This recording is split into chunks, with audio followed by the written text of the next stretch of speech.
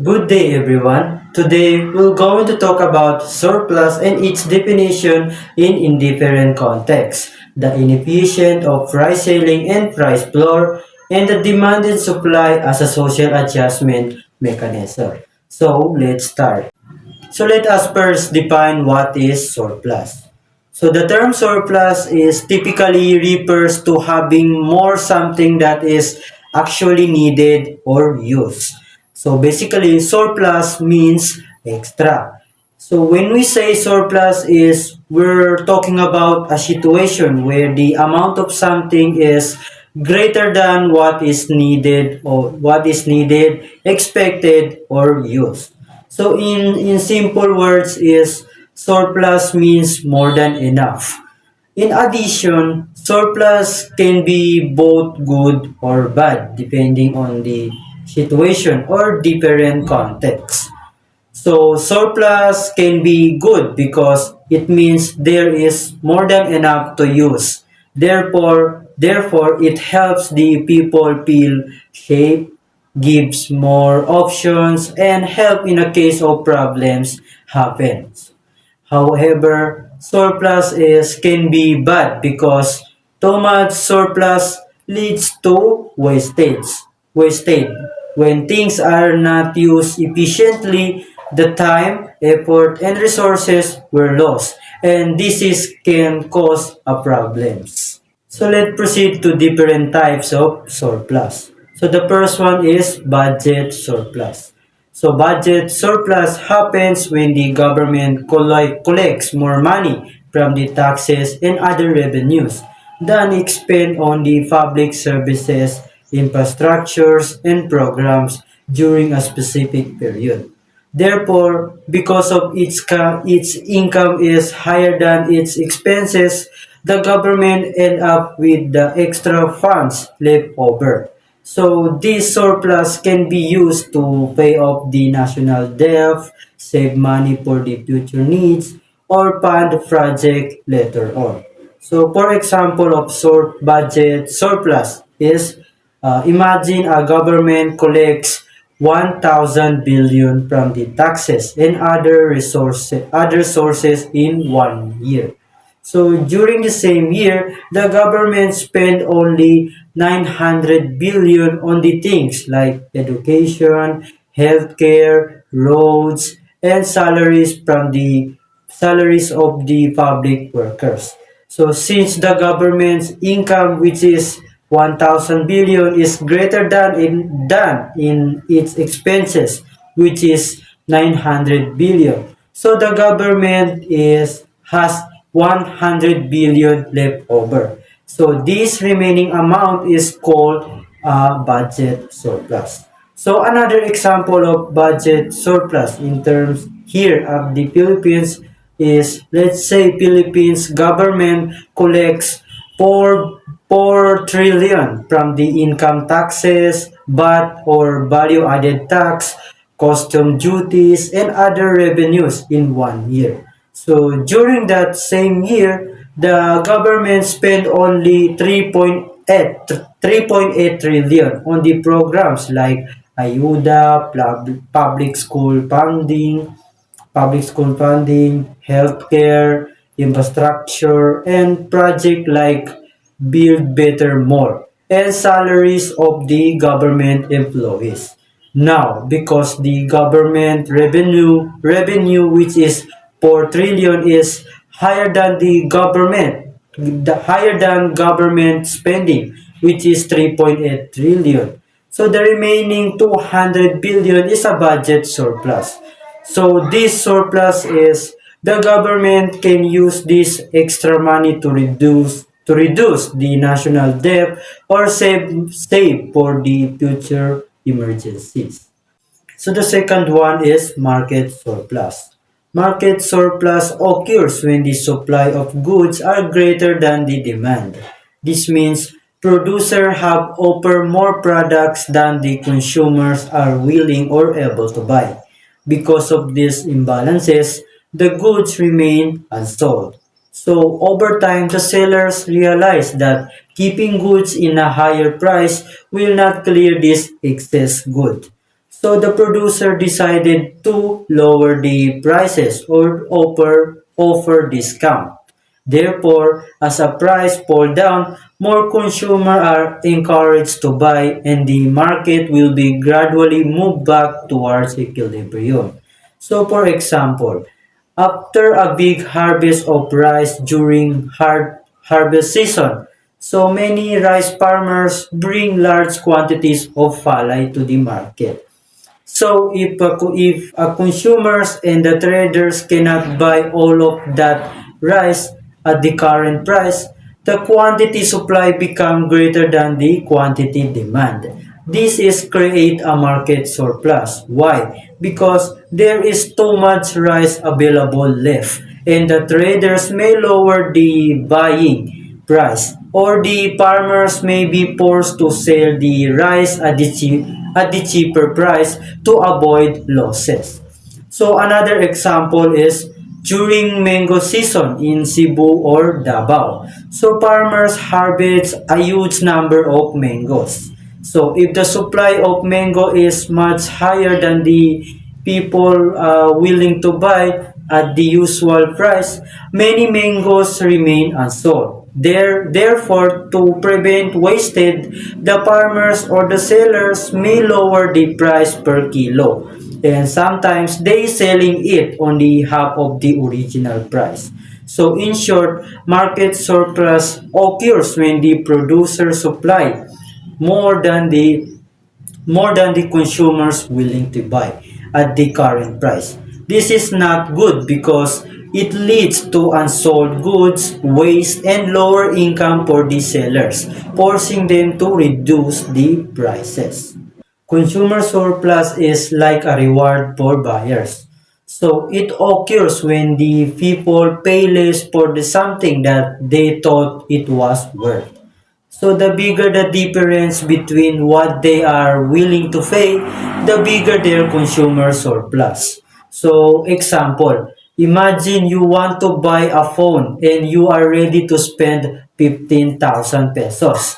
But the store sell it for 12,000 only. Now, you gain a consumer surplus of 3,000. Why? Because you paid less than your maximum willingness, which is 15,000. For another example, you really want to buy a branded jacket and you are willing to pay 3,000 for it. Then when you go to the store, you find it in on sale for at least 2,000 only. So the difference is 1,000 and that is your consumer surplus. So that 1,000 is represent the extra satisfaction or benefit you gain because you paid less than what you are willing to pay. How about producer surplus? Producer surplus is refers to the additional benefit that producer receive when they sell a product at a market price higher than the minimum price they are willing to accept. So this minimum price is usually covers the cost of production and the producer's basic profit. So when the actual selling price is higher, the difference become extra benefit for the producers. So producer surplus show how much producers gain from the participating in the market beyond their expected cost, reflecting increased profit, advantage, or satisfaction from higher market prices.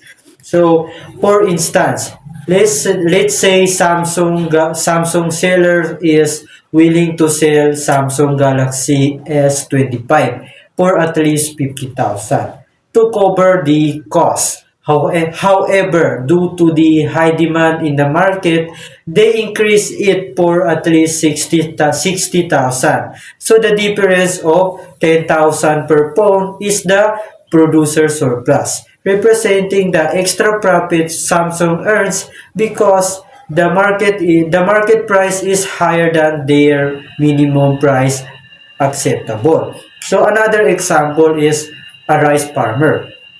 So the farmer is willing to sell a sack of rice for at least 1,200 because that price is already covers the cost of planting, harvesting, and the small income. But in the market is buyers are willing to pay at least 1,500 per sack because rice is in a high demand. Therefore, the extra 300 the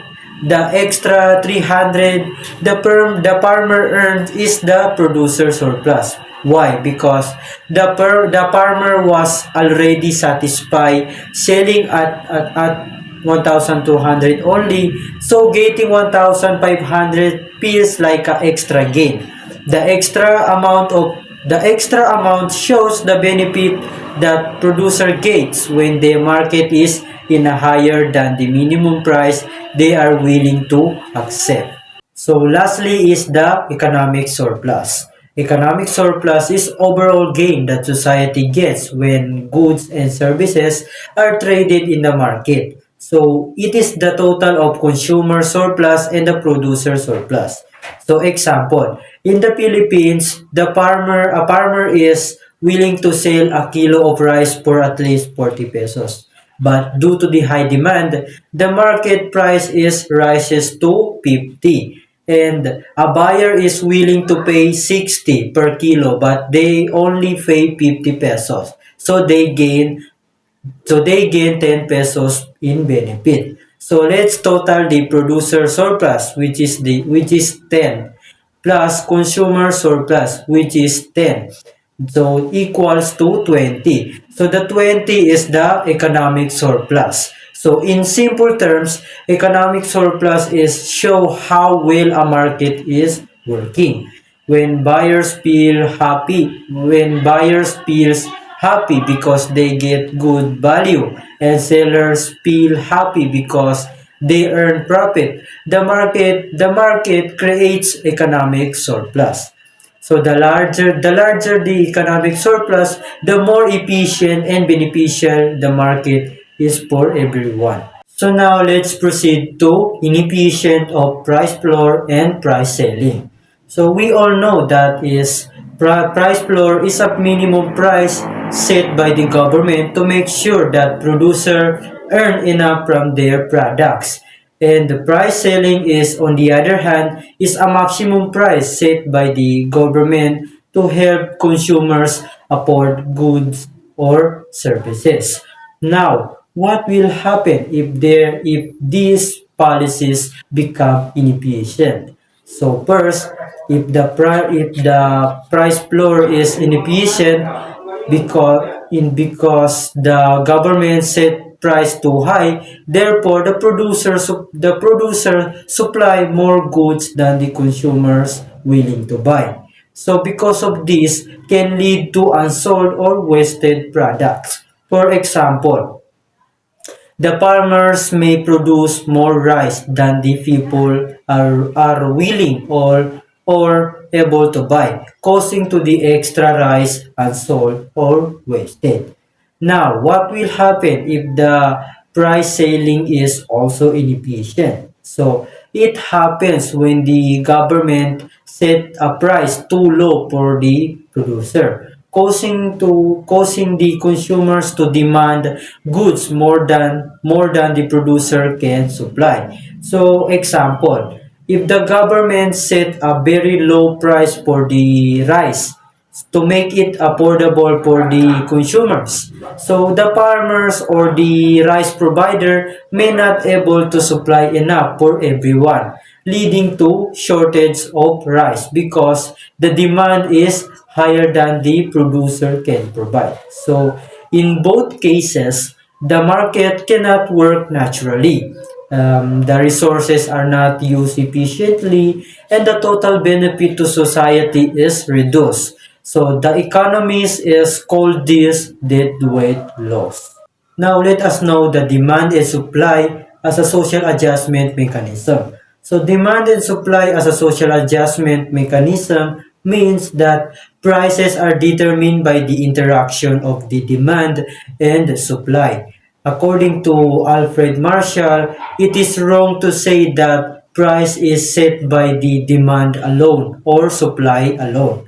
He compared it to the pair of scissors, where both blades work together to cut a paper, just as both demand and supply work together to determine price.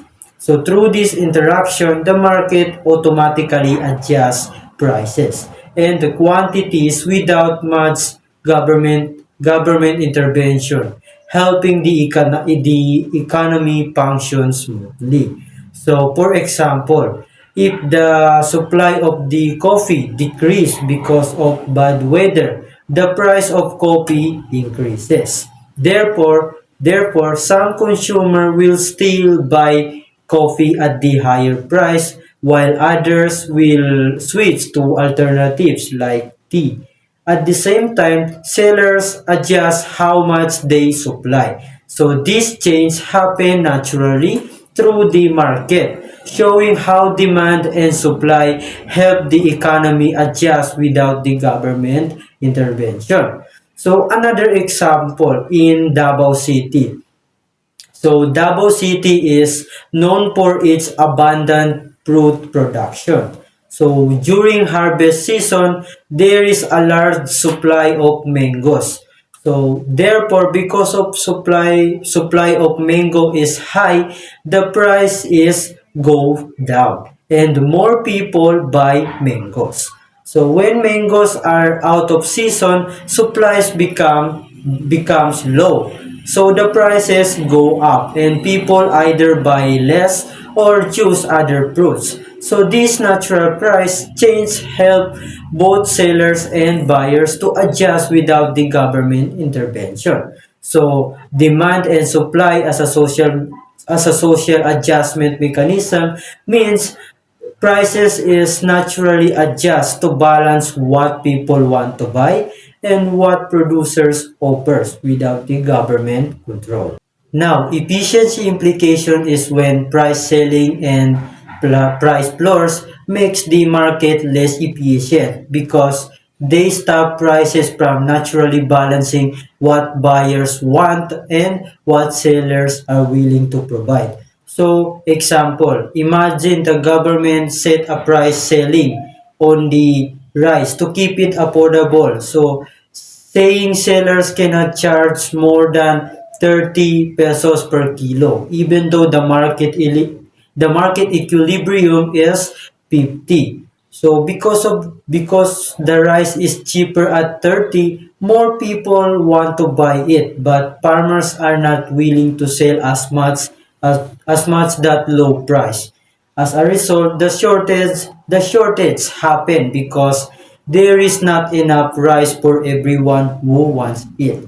Similarly, if the government set a price floor on the rice at the 70 pesos per kilo to help farmers to earn more, buyers will purchase less. Why? Because the price is higher than what they are willing to pay. So this leads to surplus because too much rice is produced but not enough to sold. So in contrast, allocative efficiency is happen when the market is perfectly balanced. Why? It means the products go to the people who value them most and producer make just right amount of goods enough to satisfy the demand. Not much so much that there is leftover waste. So this occurs at the equilibrium price, where the quantity buyers want to buy equals to quantity sellers want to sell. So at this point, resources are used in the best way possible, maximizing the benefits for everyone in society. However, price control like setting a maximum or minimum price is disturb this natural balance between supply and demand. Why? As a result, few goods are bought and sold that will happen in a free market. So this is create deadweight loss, which is the loss benefit to the society from trades that could happen but didn't. In other words, both buyers and sellers is miss out on potential gains and overall welfare is reduced. Elasticity consideration. So the elasticity of demand and supply plays a crucial role in determining the extent of effect of price ceilings and price floors. So the first one is inelastic demand. So when demand is inelastic, consumer keep buying almost the same amount of goods even if the prices changes. So therefore, if the government set a price ceiling below the market equilibrium, demand stay high but suppliers produce less because the price of good is lower. So this is create a shortage where the quantity demand is greater than the quantity supply. So example, if the government limits the price of rice into 30 pesos per kilo, but people still want to buy as much rice as before. However, the farmers may not want to sell their rice at the lower price. As a result, there is not enough rice for the everyone, causing a shortage. So the number two is elastic demand. So when demand is elastic is consumer are very sensitive to price changes. So if the government set a price ceiling below the equilibrium price, the lower price is encourage many more people to buy a products or goods. However, however, however, the producer may not supply enough at this lower price. So the market cannot meet their higher demand, resulting a shortage. So, example, if the government lower the price of concert tickets at the 500 pesos, which is normally cost is 1,000. So the result is a lot of more fans want to buy a tickets, but the venue has limited seats. So not everyone who wants a ticket can get one, causing a shortage. So the number three is inelastic supply. So when the supply is inelastic, the producer cannot easily increase the amount they produce, even if the prices is go up. So if the government set a price floor above the equilibrium, the price may not lead to the higher price may not lead to much more production because producers are limited in how much they can supply. So can result in higher prices without a significant increase of quantity available.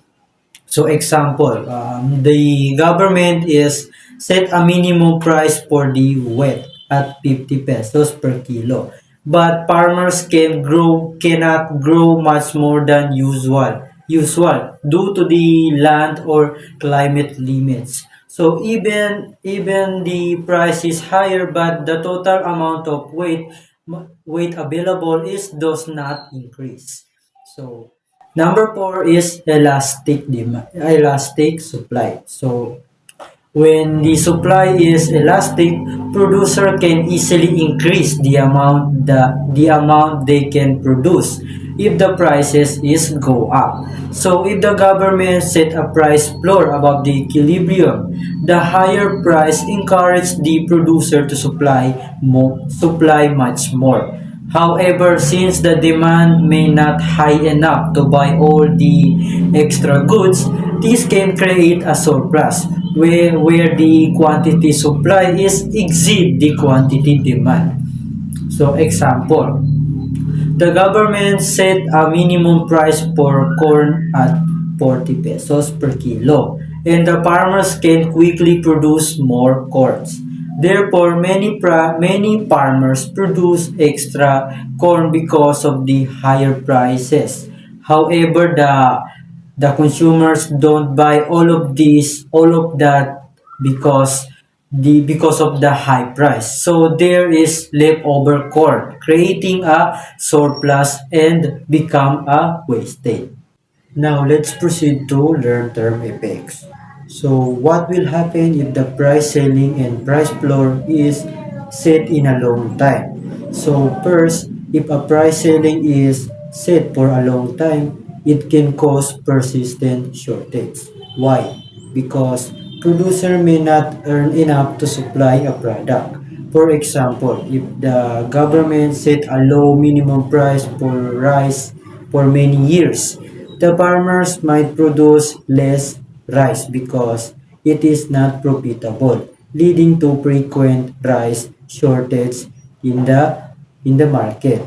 Meanwhile, if a price floor is set in a long period, it can lead to overproduction and waste because producers are guaranteed a high price even if a people don't want that much of the product. For example, if a government set a high minimum price for milk for many years, so farmers might produce more milk than the consumer actually buy.